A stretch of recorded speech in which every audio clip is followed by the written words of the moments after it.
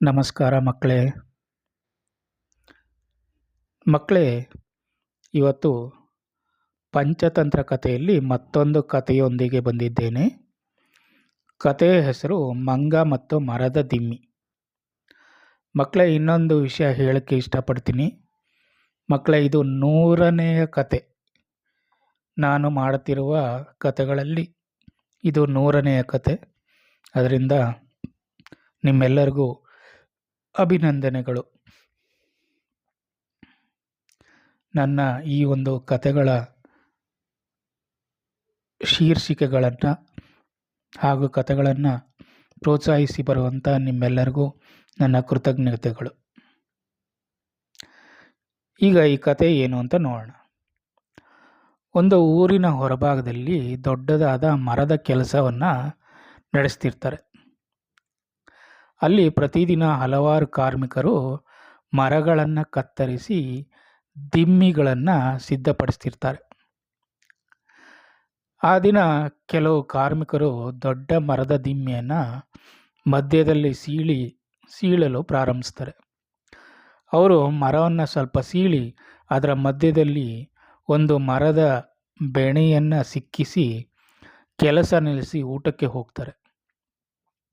ಅಷ್ಟರಲ್ಲಿ ಹತ್ತಿರದ ಮರಗಳಲ್ಲಿದ್ದ ಕೆಲವು ಮಂಗಗಳು ಅಲ್ಲಿಗೆ ಬರ್ತವೆ. ಒಂದು ಮಂಗ ಆ ಮರದ ದಿಮ್ಮಿಯನ್ನು ಬಹಳ ಕುತೂಹಲದಿಂದ ನೋಡುತ್ತೆ. ಇದು ಹೇಗೆ ಸೀಳಲಾಗಿದೆ, ಮಧ್ಯದಲ್ಲಿ ಈ ಮರದ ತುಂಡನ್ನು ಏಕೆ ಹಾಕಿದ್ದಾರೆ ಅಂತ ಯೋಚಿಸುತ್ತೆ. ಇತರ ಮಂಗಗಳು ಅದನ್ನು ಮುಟ್ಟಬೇಡ, ಅದು ಮನುಷ್ಯರ ಕೆಲಸ, ಅಪಾಯವಾಗಬಹುದು ಅಂತ ಎಚ್ಚರಿಕೆ ಕೊಡ್ತಾರೆ. ಆದರೆ ಆ ಮಂಗ ಅವುಗಳ ಮಾತನ್ನು ಕೇಳೋದಿಲ್ಲ. ಅದು ದಿಮ್ಮಿಯ ಮೇಲೆ ಕುಳಿತು ಮಧ್ಯದಲ್ಲಿ ಸಿಕ್ಕಿದ್ದ ಬೆಣೆಯನ್ನು ಎಳೆದು ಹೊರತೆಗೆಯಲು ಪ್ರಯತ್ನಿಸುತ್ತೆ. ಬಹಳ ಪ್ರಯತ್ನದ ನಂತರ ಅದು ಬೆಣೆಯನ್ನು ಹೊರತೆಗೆದು ಬಿಡುತ್ತೆ. ದಡಮ್ ಅಂತ ಬೀಳುತ್ತೆ. ಮರದ ದಿಮ್ಮಿ 2 ಭಾಗಗಳು ತಕ್ಷಣವೇ ಬಿಗಿಯಾಗಿ ಮುಚ್ಚಿಕೊಳ್ಳುತ್ತೆ. ಮಂಗದ ಕಾಲುಗಳು ಅದರ ಮಧ್ಯದಲ್ಲಿ ಸಿಕ್ಕಾಕೊಂಡ್ಬಿಡುತ್ತೆ.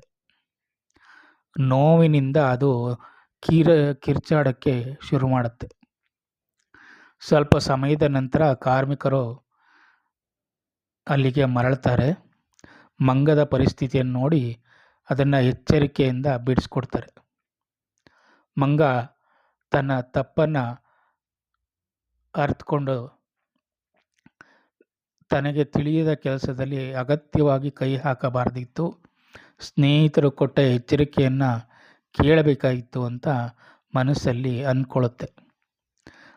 ಅಂದಿನಿಂದ ಆ ಮಂಗ ತಿಳಿಯದ ವಿಷಯದಲ್ಲಿ ಕುತೂಹಲದಿಂದ ಮಧ್ಯಪ್ರವೇಶಿಸುವುದನ್ನು ಬಿಟ್ಟು ಬಿಡುತ್ತೆ.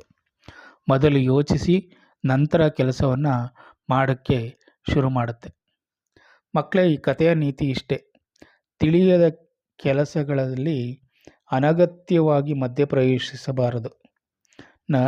ಕುತೂಹಲ ಒಳ್ಳೆಯದು, ಆದರೆ ವಿವೇಕದಿಂದ ಕುತೂಹಲ ಅಪಾಯಕ್ಕೆ ಕಾರಣವಾಗಬಹುದು. ಆದ್ದರಿಂದ ಮಕ್ಕಳೇ, ನಮಗೆ ಗೊತ್ತಿರೋ ವಿಷಯಗಳನ್ನು ತಿಳ್ಕೊಳ್ಳೋಣ, ಗೊತ್ತಿಲ್ಲದ ವಿಷಯಗಳನ್ನು ತಿಳಿಯದೆ ಮಧ್ಯಪ್ರವೇಶ ಮಾಡೋದನ್ನು ಬಿಟ್ಬಿಡೋಣ ಮಕ್ಕಳೇ. ಇದರಿಂದ ನಮಗೆಲ್ಲರಿಗೂ ಒಳ್ಳೆಯದಾಗುತ್ತೆ.